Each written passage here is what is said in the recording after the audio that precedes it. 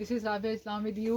और जब भी कभी इस तरह in the mid of the day आप लोगों से मुलाकात होती है तो डेफिनेटली मेरे साथ कोई ना कोई मेहमान होते हैं। आप लोग ज़रूर कल से हम लोगों के 94 पे एक कमर्शियल चल रही है साई लाइफ फार्मा के स्पॉन्सरशिप की तरफ से, और उसी हवाले से आज का जो शो है आप लोगों की खिदमत में हाजिर करने के लिए मैं यहाँ पे आ गई आप लोगों के पास।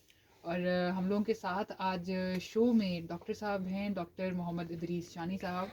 और उनसे आज हम बात करेंगे कि जैसे कि हम सब जानते हैं कि सर्दियां जो हैं वो तकरीबन आ चुकी हैं।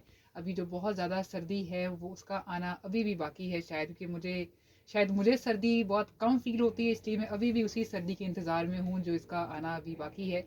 लेकिन बहुत सारे हजरात जो हैं हमारे इर्द गिर्द, मर्द और ख़वातीन, उनको अभी भी काफ़ी ज़्यादा सर्दी का एहसास हो रहा है। और इसी सर्दी के साथ बहुत सारे जो हैं वो मसले मसाइल भी कुछ जो हमारे बुज़ुर्ग लोग हैं, हजरात हैं, उनके लिए दरपेश होते हैं। जिसमें से एक बहुत कॉमन मसला जो है वो ब्लड प्रेशर का होता है। और क्योंकि सर्दी है तो सर्दियों में जो है वो हम लोगों का एक बहुत आम सा ये ख्याल होता है कि सर्दी है तो इसमें ना ब्लड प्रेशर शायद नहीं होगा, या इसमें कंट्रोल रहता है क्योंकि इतनी गर्मी नहीं लगती है, तो ब्लड प्रेशर जो है वो अंडर कंट्रोल होता है। लेकिन अभी डॉक्टर मोहम्मद इदरीस साहब हम लोगों के साथ हैं। मैं पहले बताती चलूँ इनके बारे में। आप Faisalabad medical university allied hospital में असिस्टेंट प्रोफेसर सर्व कर रहे हैं और इनकी क्वालिफिकेशन FCPS मेडिसिन में है। और इसके अलावा he is chief executive of Al Khalil medical complex, Jawad club Faisalabad. और इसके अलावा इनके माशाल्लाह 13 रिसर्च पेपर्स जो हैं वो नेशनल और इंटरनेशनली जो हैं इनके 13 रिसर्च पेपर्स इस टाइम पब्लिश हो चुके हैं। और चलते हैं हम डॉक्टर साहब की तरफ और इनसे पूछते हैं कि सर्दियाँ और ब्लड प्रेशर जो है इनका कितना का गहरा ताल्लुक है और इसको किस तरह अपने आप को मेंटेन रख सकते हैं। अस्सलाम वालेकुम डॉक्टर साहब। वालेकुम अस्सलाम।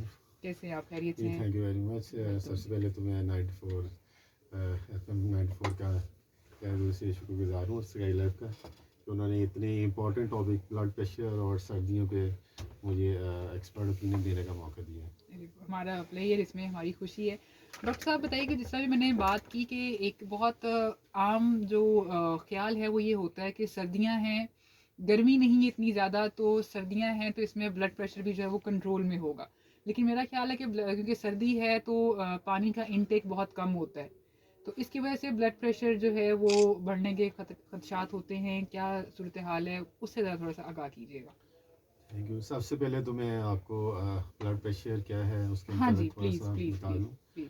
असल में जो नॉर्मल ब्लड प्रेशर है वो अगर ऊपर वाला ब्लड प्रेशर चेक करें तो 120, और नीचे वाला जिसको हम डायस्टोलिक ब्लड प्रेशर कहते हैं वो जी। 80 होना चाहिए। हम्म। सबसे पहले तो आम आवाम को ये पता होना चाहिए कि 120/80 जो ब्लड प्रेशर है वो नॉर्मल ब्लड प्रेशर है। ठीक है। अगर किसी भी इंसान का, चाहे वो उम्र के किसी भी हिस्से में हो, ख़ास तौर पे 18 साल से ऊपर के हिस्से में हो, तो अगर किसी मरीज़ का या किसी इंसान का ब्लड प्रेशर 120 और 80 से ज़्यादा है हम्म। तो ही और शी शुड कंसर्न अबाउट कि उसको डॉक्टर से ज़रूर मशवरा करना चाहिए। ठीक है। अगर किसी मरीज़ का ब्लड प्रेशर ऊपर वाला 130 हो जाए हम्म। या नीचे वाला 90 हो जाए हम्म। तो ऐसे मरीज़ को फौरी तौर पे अपनी लाइफस्टाइल मॉडिफिकेशन शुरू कर देनी चाहिए। ठीक है। तो इसकी जो इसको ब्लड प्रेशर के जो पेशेंट्स हैं वो इस प्रॉब्लम के साथ अपनी जो लाइफस्टाइल है उसको किस तरह मेंटेन रख सकते हैं, या इसके साथ उनको रहने की आदत किस तरह हो सकती है? हाँ थैंक यू। सबसे पहले तो जो लाइफस्टाइल में हमारी जो चीज़ें हैं वो खाने पीने की अशिया हैं। हम्म। फिर इसके साथ साथ हमारे मुल्क में आपने देखा होगा कि हमारा एक्सरसाइज का बहुत कम ट्रेंड है। बिल्कुल बिल्कुल। तो या तो बहुत ज़्यादा बूढ़े लोग थोड़ी सी एक्सरसाइज एंड पे करते हैं कि चलो हम्म। फारग हो गया रिटायरमेंट लाइफ, हाँ जी। या फिर थोड़े से ज़रा कोई फारग लोग हैं। हम्म। जो बिजी लोग हैं वो एक्सरसाइज पे बहुत ही कम तवज्जो देते हैं। बिल्कुल। लेकिन एक नॉर्मल सेहतमंद इंसान के लिए ज़रूरी है हम्म। कि वो रोज़ाना 30 मिनट हम्म। हफ्ते में 5 दफ़ा लाजमी एक्सरसाइज करें। ठीक। तो ये आधा घंटा 30 मिनट हफ्ते में 5 दफ़ा एक्सरसाइज मस्ट है हम्म। अगर किसी भी इंसान का ब्लड प्रेशर 120 से ज़्यादा है। ठीक है। इवन नॉर्मल इंसान को भी इतनी एक्सरसाइज करनी चाहिए, लेकिन जो 120 से ज़्यादा ब्लड प्रेशर है, लेट्स सपोज 130 है, हम्म। तो उसको तो लाजमी है कि अपनी एक्सरसाइज लाजमी करें। ठीक। फिर इसी तरह हमारे मुल्क में आपको पता है कि हमारा एशियन कंट्री है, हम्म। तो यहाँ पे स्पाइसी चीज़ें चटपटा बहुत ज़्यादा बहुत चलता है। ज़्यादा, बिल्कुल तो बिल्कुल। ये चीज़ें हमारे जो ब्लड प्रेशर के मरीज़ हैं उनको ब्लड प्रेशर को बढ़ाने में बहुत ज़्यादा असरात करती हैं। हम्म। तो इसलिए जैसे हमारे मुल्क में कुछ हमने रिसर्च की थी, हमारी एक टीम थी, उसमें खाने पीने की चीज़ों पे रिसर्च की। सही। उसमें हमने देखा कि हमारे मुल्क के अंदर ख़ास तौर पे गाँव में, इवन शहरों के अंदर भी लोग जो आटा है, रोटी है, इसके अंदर वो नमक डालते हैं। बिल्कुल सही। तो ये नमक है, ये सबसे बड़ी वजह है ब्लड प्रेशर के ज़्यादा होने की। सही सही। तो हम ये तजवीज़ करते हैं जितने भी ब्लड प्रेशर के मरीज़ हैं या नहीं भी हैं, वो अपने घरों में अगर आटा है उसमें नमक डालते हैं तो फौरी तौर पे उसको कम करें, या सही बिल्कुल ही उसमें ना डालें। सही सही। कुछ लोग चाय के अंदर भी नमक डालते हैं, बिल्कुल पाकिस्तान के अंदर वो कहते हैं बिल्कुल स्पाइसी हो जाती है, ज़रा बिल्कुल अच्छी लगती है। बिल्कुल तो बिल्कुल। ये भी बिल्कुल गलत है। हम्म। तो चाय ज़रूर पिएं लेकिन नमक के बगैर। सही। इस तरह हमारे कंट्री के अंदर जैसे फल हैं, फलों के ऊपर नमक लगाया जाता है। तो ये जो फलों के ऊपर नमक लगाना, ये भी बिल्कुल ही गलत है। सही। तो आप कोई मसला नहीं, फल ज़रूर खाएं। फल सेहत के लिए बहुत अच्छे हैं, ख़ास तौर पे ब्लड प्रेशर के मरीज़ों के लिए भी बहुत अच्छे होते हैं, लेकिन नमक के बगैर। सही। इसी तरह जूसेस हैं, जूसेस के अंदर भी पाकिस्तान के अंदर आप देखेंगे कि फिर अक्सर स्पेशल नमक डलता है ना उसमें, नमक तो डालता है उसके कि बगैर उससे तो ज़रा टेस्ट अच्छा हो नहीं जाता आता। है। बिल्कुल बिल्कुल। एक्चुअली ये ब्लड प्रेशर इससे बहुत ज़्यादा बढ़ सकते हैं। अगर किसी मरीज़ का 130 भी है, उससे 150, 60, 70, 80 तक भी जा सकते हैं। सही सही। इसलिए जूस पिए, कोई मसला नहीं, लेकिन नमक के बगैर। नमक के बगैर पिए। अच्छा डॉक्टर साहब बताइएगा कि जो बीपी के पेशेंट्स हैं, ब्लड प्रेशर के पेशेंट्स जो हैं, वो किन किन चीज़ों पे ज़्यादा फोकस रखें as their food is concern, ठीक है? उसमें वो उनको अपनी ईटिंग हैबिट्स में कौन सा ऐसा फूड है या कौन सी ऐसी आइटम्स हैं फूड की जो उनको उसका इंटेक ज़्यादा करना चाहिए, और कौन सी ऐसी जिसका इंटेक उनको आहिस्ता आहिस्ता ख़त्म कर देना चाहिए? Thank you. ये बड़ा अहम है क्योंकि अक्सर पेशेंट जो है उनको पता नहीं होता कौन सी चीज़ें खानी है। आपने बहुत अहम सवाल किया है। सबसे पहले तो ये है कि जो ब्लड प्रेशर के मरीज़ हैं उनको सब्जियों का इस्तेमाल ज़्यादा करना चाहिए। सब्जियों से ये है कि एक तो पेशेंट्स को ब्लड प्रेशर बढ़ने के चांसेस कम हो जाते हैं। सेकेंडली उसकी जो जनरल हेल्थ है वो भी बहुत अच्छी रहती है। सेकेंडली जो है सब्जियों के साथ फलों का इस्तेमाल। फलों का इस्तेमाल मैं वैसे यही तजवीज़ करूँगा, जो हमारी डॉक्टर्स की जो रिसर्च है वो यही कहते हैं कि फल रॉ फॉर्म में इस्तेमाल करने चाहिए। सही। यानी कि जैसे फल है उसको ऐसे ही इस्तेमाल करें। उसका जो जूस है उसके असरात इतने ज़्यादा नहीं आते हैं सही। जो रिसर्च कहती है। इसलिए फलों का इस्तेमाल ऐसा इस्तेमाल ज़्यादा करें, सब्जियों का ज़्यादा इस्तेमाल करें। ये दो चीज़ें जो है ये ब्लड प्रेशर के मरीज़ों के लिए बेहतरीन चीज़ें हैं। इसी तरह पानी का इस्तेमाल जो है मुनासिब मिकदार में, बहुत ज़्यादा भी ना इस्तेमाल करें, बहुत कम भी ना इस्तेमाल करें। सही सही सही। अच्छा ब्लड प्रेशर जो है, मुझे नहीं पता ये किस हद तक ये बात दुरुस्त है, लेकिन ऐसा सुनने में आया कि ब्लड प्रेशर जो है वो रेगुलर बेसिस पे चेक नहीं करना चाहिए, इससे ब्लड प्रेशर होने का खदशा होता है। तो क्या ये बात वाकई सच है या नहीं, और इसको कब कब ब्लड प्रेशर को चेक करना चाहिए, और किस एज के बाद ज़्यादा ख्याल रखना चाहिए इस चीज़ का? बहुत अहम सवाल किया आपने, क्योंकि कई लोग सिर्फ इसलिए ब्लड प्रेशर नहीं चेक कराते कि ऐसी कोई टेंशन ही ना हो जाए। हाँ जी बिल्कुल। तो चूँकि पाकिस्तान में हम पहले ऑलरेडी बहुत सारे मसाइल से पाकिस्तानी गुजरे हैं, बिल्कुल। तो उसमें ये है कि वो और एडिशन नहीं करना चाहते। लेकिन कोई ऐसी बात नहीं है।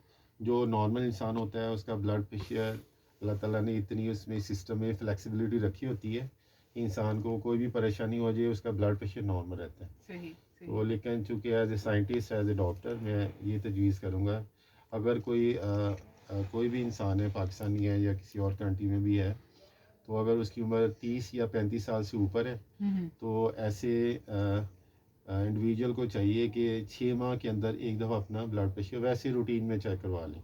डॉक्टर साहब को कहीं मिलने जाएं या कहीं हॉस्पिटल में जाएं तो अपना ब्लड प्रेशर नॉर्मल रूटीन में चेक करवा लें। सही। आमतौर पे इसमें कोई प्रॉब्लम नहीं आता, ना इसकी कोई फ़ीस होती है।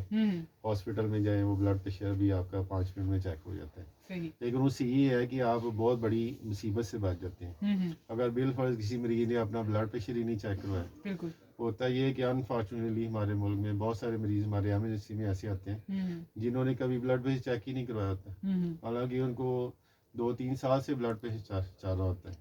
वो हमारे पास पेचीदगी से आते हैं, कोई फालिज के साथ आ जाता है पेशेंट, तो मरीज़ को फालज हुआ होता है, हमारे पास एमरजेंसी में आता है, हम उसका ब्लड प्रेशर चेक करते हैं, वो 200 होता है। हालांकि उसका ब्लड प्रेशर यकदम 200 तो नहीं जा सकता, उसका ब्लड प्रेशर 200 जाने में कई साल लगते हैं। बिल्कुल बिल्कुल। इसलिए आमतौर पे 30 और 35 साल के बाद हर इंडिविजुअल को 6 माह के बाद अपना ब्लड प्रेशर लाजमी चेक करवाना। सही। अच्छा मुझे बताइएगा कि सर्दियां हैं, तो सर्दियों का कितना इफेक्ट होता है ब्लड प्रेशर को लेके, क्योंकि गर्मी है वो तो अंडरस्टूड है, गर्मियां हैं तो मौसम भी गर्म है तो इंसान उस तरह का बाहर अंदर भी जाना ही जाना है, गर्मी की वजह से ब्लड प्रेशर हाई होने का खतरा होता है गर्मी में, तो अंडरस्टूड है। सर्दियां हैं, सर्दियों में जो है इतना ज़्यादा बाहर अंदर भी अगर जाएं तो सूरज इतना ज़्यादा नहीं होता है, ठंड होती है, कवर किया हुआ होता है खुद को, तो सर्दियों का जो है वो कितना इफेक्ट पड़ता है ब्लड प्रेशर को लेके? इसमें बहुत सारी, थैंक यू वेरी मच, इसमें बहुत सारी रिसर्च हो चुकी है।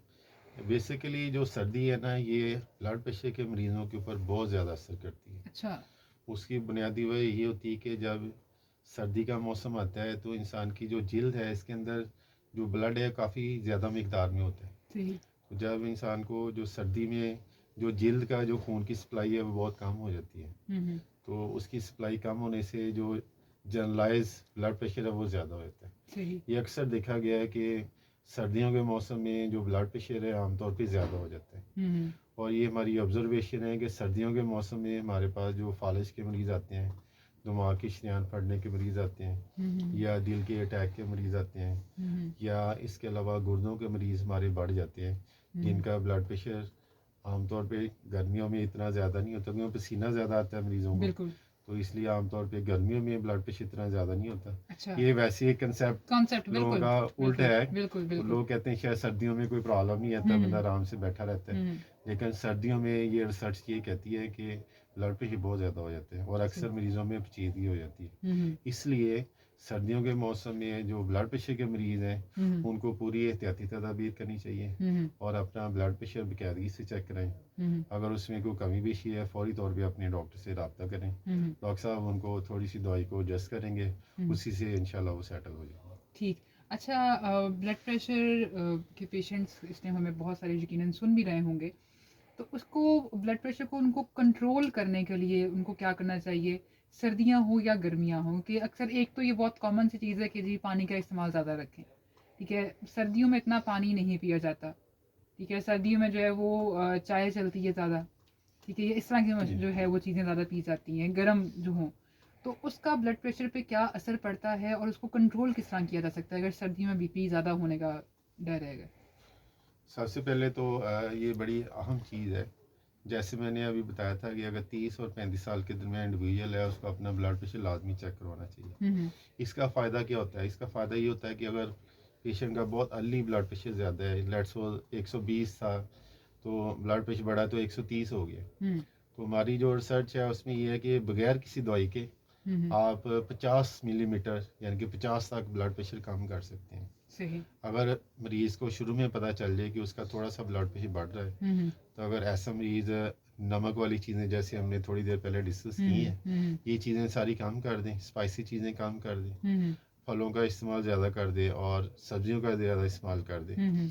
चाय जो है ये बेसिकली सच्ची बात तो ये है कि पाकिस्तान की प्रोडक्ट नहीं है, ये हमें अक्सर इंपोर्ट करनी पड़ती है। बिल्कुल बिल्कुल। तो चाय बेसिकली इसका मकसद ये होता है कि वो काम बाकी है, आप थक गए हैं तो एक कप चाय पी के वो काम मुकम्मल कर लें। लेकिन हमारे पाकिस्तान में हम सब ने ये आदत बना ली है इसको 2-3 कप पीने की। बिल्कुल बिल्कुल। तो ये जो चाय है ये आहिस्ता आहिस्ता दिल की धड़कन को भी बढ़ाती है। अच्छा। अगर आप एक कप से ज़्यादा पीते हैं तो ये लंबे अरसे तक जब पीते हैं तो इससे दिल की धड़कन तेज़ हो जाती है। अच्छा। इसमें इसके मुख्तलिफ मसाइल हैं, तो इसलिए चाय को मुनासिब मिकदार में, सर्दियों में चलें 2 कप पी सकते हैं, सुबह पी लें शाम को सर्दी के मुताबिक। तो ज़्यादातर जो मरीज़ हैं ब्लड प्रेशर के उनको चाहिए कि अपना लाइफस्टाइल मॉडिफाई कर लें और साथ सब्जियों और फलों का इस्तेमाल करें।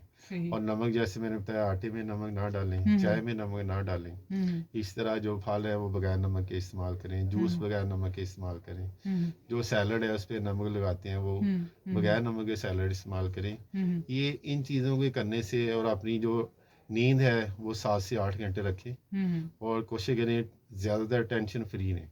तो ऐसे मरीज़ों का अगर 50 तक भी ज़्यादा है, यू कैन से कि 160 भी अगर है, तो अगर वो इसी चीज़ पे मुसलसल 6 माह अमल करें तो 130 120 पे भी आ सकते हैं। ठीक है। अच्छा डॉक्टर साहब, एज यू सेड कि जो सॉल्टिश है या सॉल्ट है उसको आहिस्ता आहिस्ता ओमिट करना शुरू करें, तो वो अबाउट के अभी चलें आटे में हम नमक नहीं डाल रहे, चाय में नहीं डाल रहे, जूसेस में नहीं डाल रहे, फल को नहीं लगा खा रहे, दीज आर द थिंग्स जिसके बगैर हमारा गुजारा है, लेकिन जब हमने खाना खाना है उसमें सालन में नमक है, अब वो बिल्कुल फीका सालन नहीं खाया जा सकता, ठीक है, क्योंकि हम लोगों को फ्रॉम द वेरी चाइल्डहुड हम लोगों के टेस्ट बड उस तरह के डेवलप नहीं होते कि हम लोग थोड़ी सी बॉयल सब्जी या थोड़ा फीका खाना जो है उसकी तरफ आए। जहाँ पे थोड़ा सा फीके खाने की तरफ आएंगे तो वहाँ पे आता है जी मरीजों वाला खाना, ठीक है। तो उसको हम सालन में से किस तरह उसको सब्स्टिट्यूट किस तरह हम उसको कर सकते हैं?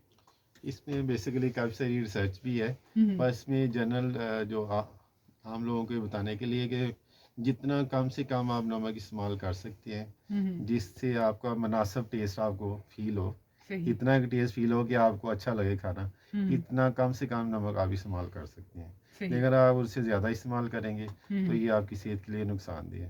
तो सही। ये मैं हमारी जो ख़वातीन हैं घरों में खाना पकाती हैं तो उनसे रिक्वेस्ट है कि आप नमक का कम से कम इस्तेमाल करें। अगर आप उसमें बिलफर्ज 2 चम्मच इस्तेमाल कर रहे हैं, आप उसमें 1 चम्मच कर लें, अगर ठीक। 1 कर रहे हैं तो आधा चम्मच कर लें। ठीक, और आहिस्ता आहिस्ता ग्रेजुअली जो सारी फैमिली है वो उसके साथ एडजस्ट हो जाती है। अकॉर्डिंगली एडजस्ट हो अगर जाती कोई है। लोग घरों में ज़्यादा भी इस्तेमाल कर रहे हैं वो हम्म, थोड़ा सा जो फैमिली मेम्बर है ख़वातीन है थोड़ी सी हाँ, कम कर दें। हाँ, ग्रेजुअली कम करने से वो फील नहीं होता। फील नहीं होता, बिल्कुल।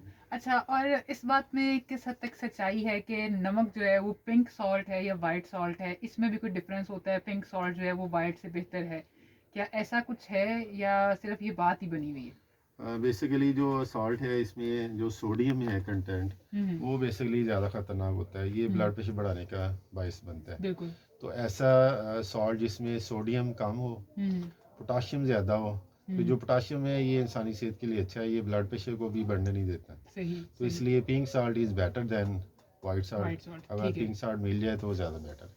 ठीक, ठीक, ठीक। अच्छा डॉक्टर साहब, to moving towards the end of the session, ये बताइएगा कि ब्लड प्रेशर के जो पेशेंट्स हैं उनके लिए उनकी लाइफ के जो आखिरी हिस्सा जो उनकी लाइफ का हम कह सकते हैं उसमें उनके लिए कॉम्प्लिकेशंस क्या आ सकती हैं? कि जवानी होती है इंसान पे, उस टाइम तो इतना फील नहीं होता, और एक बहुत यंग बंदे को मेरे ख्याल ब्लड प्रेशर की इस तरह तकलीफ होती भी नहीं है। जैसे जैसे एज बढ़ती है तो उसके साथ साथ ब्लड प्रेशर का मसला शुरू होता है, तो उसके साथ उनकी लाइफ में क्या क्या कॉम्प्लिकेशंस आ सकती हैं?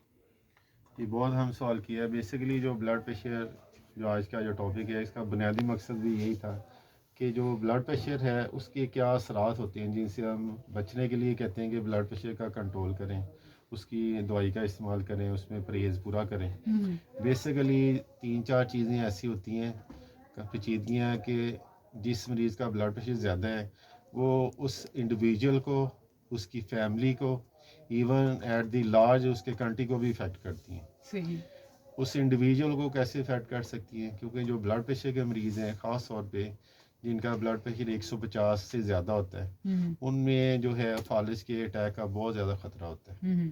खुदा न खास्ता अगर किसी मरीज़ को लेट्स सपोज कोई यंग आदमी है 40 साल का है, उसका ब्लड प्रेशर बढ़ जाए और उसको खुदा न खास्ता कोई फालिज का अटैक हो जाए, अगर वो फैमिली का वाहद सहारा है कमाने का, अगर वो बेचारा हॉस्पिटल में एमरजेंसी में एडमिट हो जाए और एक साइड उसकी पैरालाइज हो जाए तो कम अज़ कम उसको हो सकता है वो लाइफ लॉन्ग वो पैरालाइज हो सकता है।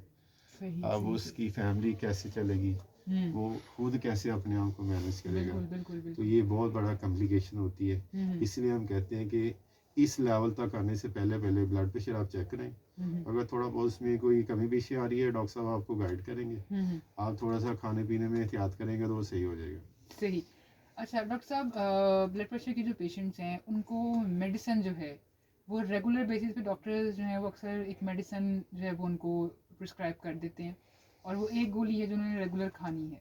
तो क्या ये वाकई ऐसा है कि उनको जो मेडिसिन बताई जाए वो उसको रेगुलर इस्तेमाल करें, या कुछ अर्सा खाने के बाद वो उसको छोड़ भी सकते हैं? क्योंकि अक्सर लोग होते हैं वो दवाई खाना इतना पसंद नहीं होता उनको, लेकिन अब क्योंकि तकलीफ़ है तो दवाई तो खानी पड़ेगी। तो क्या ये ऐसा है कि वो रेगुलर खानी पड़ेगी ताहयात, या फिर उसको हम कुछ अरसे के बाद छोड़ सकते हैं? बस ये असल में अगर तो मरीज़ हमारे पास शुरू में आ जाता है ना, जैसे 130-40 तक ब्लड प्रेशर है या 50 तक भी है तो बहुत आसान है उसका इलाज करना। उसको हो सकता है 6 माह के लिए दवाई खानी पड़े और उसके बाद उसको बिल्कुल सारी ज़िंदगी दवाई खानी ना पड़े। सही। सही। लेकिन अनफॉर्चुनेटली हमारे पास मरीज़ आते हैं बहुत लेट, जब उनका ब्लड प्रेशर 170-80 बल्कि ज़्यादातर कॉम्प्लिकेशन से आते हैं। कोई खुदा ना खास्ता किसी को दिल का अटैक हो जाता है, कार्डियोलॉजी में चला जाता है, या फालज का मसला हो जाता है, या कुछ मरीज़ ऐसे हैं जिनके गुर्दे फेल हुए थे ब्लड प्रेशर ज़्यादा नहीं की वजह से। ये वो सारे मरीज होते हैं जिन्होंने शुरू में केयर नहीं की होती। सही अगर सही। शुरू में थोड़ा सा केयर कर लें तो ये कोई मसला नहीं है, इसका बड़ा आराम से इलाज किया जा सकता है और लाजमी नहीं कि इसकी लाइफ लॉन्ग दवाई खाए। लेकिन जब मरीज का बहुत अरसा गुजर चुका होता है, 2-3 साल से ब्लड प्रेशर बढ़ रहा होता है और उसका कोई इलाज प्रॉपर नहीं हुआ होता, ऐसे मरीजों को फिर लॉन्ग टर्म दवाई खानी पड़ती है। सही। वो लॉन्ग टर्म दवाई खानी क्यों ज़रूरी है, जैसे मैंने अभी बताया, अगर कोई घर का बाहर कफील है, खुदा ना खास्ता उसको कोई अटैक हो जाए तो उसका सारी ज़िंदगी के लिए एक तो वो मोहताज हो जाता है और उसके घर का जो गुजारा है वो कैसे कर सकेगा। उससे बेहतर है कि 5-7 रुपए की ये गोली जो है वो बेकायदगी से डॉक्टर साहब से मिल के उनसे गाइडलाइन लेके वो इस्तेमाल करें। हो सकता है वो डॉक्टर से राब्ते में रहें, हो सकता है उनको दवाई की बाद में ज़रूरत ना पड़े कुछ अर्सा खाने के बाद, लेकिन ये 5-10 रुपया जो है वो ज़िंदगी से ज़्यादा अहम नहीं है। बिल्कुल बिल्कुल। तो ये बहुत ही कम पैसे हैं, जब फालज हो जाए तो उसमें लाखों रुपया भी लगा के कोई हासिल नहीं होता है। नहीं बिल्कुल ऐसी तो बिल्कुल इसलिए बेकायदगी से अगर कोई मरीज़ ब्लड प्रेशर का मरीज़ है और उसको काफ़ी अर्से से लेट्स वो 3 साल से ज़्यादा है तो उसको बेकायदगी से दवाई खानी चाहिए, वो सही। छोड़नी नहीं चाहिए। अच्छा डॉक्टर साहब, एक और बात जो मेरे भी दिमाग में क्वेश्चन एक पॉप आउट किया कि जो बीपी का पेशेंट है गुस्से से कितना उसको दूर रहना चाहिए, क्योंकि अक्सर जो है इस बात को मजाक कह लें बना लिया जाता है, या इसको जो है ना एक बड़ी आम सी बात कह लें हमारी सोसाइटी में सर्कल राउंड करती है कि जो ब्लड प्रेशर का पेशेंट है उसको ज़्यादा गुस्सा नहीं करना चाहिए, उसका ब्लड प्रेशर शूट कर सकता है। तो क्या ये वाकई, क्योंकि गुस्सा तो ऐसी चीज़ है, गलत बात कोई सुनेगा जिस पर जो उसको पसंद नहीं है तो उसको सुनना पसंद नहीं कोई बात तो गुस्सा आएगा, नेचुरल चीज़ है। तो क्या ये वाकई ऐसा है कि जो बीपी का पेशेंट है उसको इन चीज़ों से खुद ही अवॉइड करना चाहिए, गुस्सा पी जाए तो बेहतर है? अनफॉर्चुनेटली ब्लड प्रेशर के मरीज को गुस्सा बहुत जल्दी आ जाता है ना। अच्छा। तो बेसिकली अगर हम इस्लामिक पॉइंट ऑफ व्यू से देखें तो हमें 2 चीज़ों पे बड़ा सख्ती से अमल करना चाहिए, जो कि हम में से काफ़ी सारे लोग करते भी हैं लेकिन कुछ लोग भूल जाते हैं। मैं रिमाइंडर के तौर पे बताता हूँ। हमारी जो ज़िंदगी का जो बुनियादी हिस्सा है वो 2 चीज़ों पे मुश्तमिल है, एक है सब्र और दूसरा है शुक्र। सब्र ये होता है कि अगर आपके कोई मुसीबत आ जाए तो उस पर आप सब्र करें, उस पर चिल्लाएं ना, आप कहें चलो कोई बात नहीं, अल्लाह ताला की तरफ से है। अगर आपको अल्लाह ताला ने कोई चीज़ दे दी है और उस पर ना शुक्री ना करें, उस पर शुक्र करें कि या अल्लाह ये मेरे पास मौजूद है। अगर आपको अल्लाह ताला ने 2 हाथ दिए हैं, आप किसी और इंसान को देखें जिसके पास दोनों हाथ नहीं है तो आप अल्लाह ताला का शुक्र अदा करें कि आपके अल्लाह ताला ने 2 हाथ दिए हैं। तो इसी तरह जो है अगर आपको कोई मुसीबत आ जाए, कोई परेशानी आ जाए, तो आप देखें कि ऐसे लोग भी हैं जिनके पास ना 2 हाथ हैं और वो परेशानी में मुब्तला है। अगर हम सब्र और शुक्र का दामन हाथ में रखें तो यकीन माने ना तो ब्लड प्रेशर बढ़ेगा और ना ही आपको गुस्सा आएगा। गुस्सा उसी टाइम आता है जब इंसान सब्र से आगे चला जाता है। बिल्कुल। ठीक है डॉक्टर साहब, बहुत शुक्रिया, आप तशरीफ़ लाए हमारे शो पे, अपने बिजी स्केड्यूल में से टाइम निकाला और इतनी जो एक अहम बात थी ब्लड प्रेशर को लेके, बहुत सारे मिसकॉन्सेप्ट्स जो थे वो आपने दूर करने में हमारी मदद की। तो थैंक यू सो मच। और जाते जाते कुछ अगर आप कहना चाहते हैं हमारे लिसनर्स के लिए तो? Thank you very much. मैं आप 94 FM का तहे दिल से मशहूर हूँ और साई लाइफ टीम का भी, जिन्होंने इस अहम टॉपिक पे आज मुझे इनवाइट किया था, और आपकी सारी टीम का बहुत शुक्रिया। Thank you very much. Thank you ji.